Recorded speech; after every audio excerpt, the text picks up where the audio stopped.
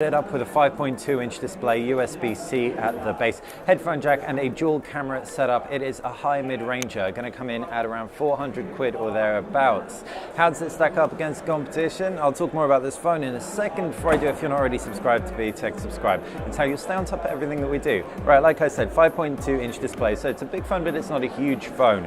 It's got a fair bit of bezel going on, but there's a lot of stuff. 16-megapixel camera at top, fingerprint scanner below. No capacitive buttons either side, either gesture-centric or on-screen navigation buttons. Like I said, 16-megapixel camera paired with a flash to take high-res selfies. It's in fact higher resolution than the rear camera setup, which is 112, 8-megapixel camera. The dual setup is going to support things like background blur and a whole host of special shooting modes. Gorilla Glass 3 on the front and back, available in a range of colors. You've got a curved glass back. Feels and looks quite similar to the Honor 9, but it feels like a much chunkier phone. You've got a rich metal frame. It does feel very, very good in the hand. Looks like a Motorola from the front, but from the back, well, it looks pretty unique thanks to that glass, or at least unique in the Motorola portfolio.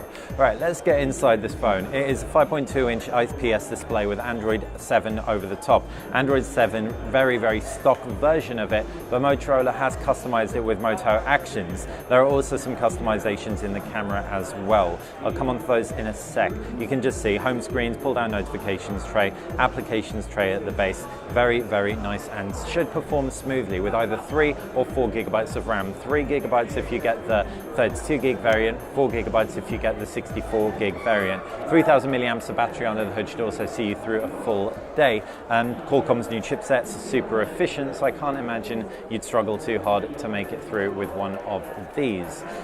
What else? You've got that camera setup which supports a ton of shooting modes. So tap through on that and you can see you've got a spot color. You can isolate one color, professional mode for manual, face filters, depth enabled for bokeh mode. I actually took a bokeh mode earlier and you can see that shot right there.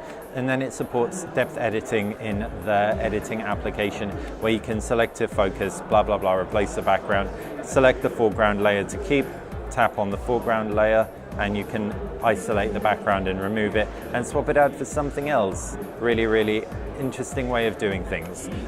So yeah, can't wait to get this in for review. Like I said, it feels and looks super premium. It's for anyone who doesn't necessarily want a flagship but wants some cool flagship features. Let us know what you think of it in the comments section below. Like the video, click like the channel, subscribe. It's how you'll stay on top of everything that we do here at BTech.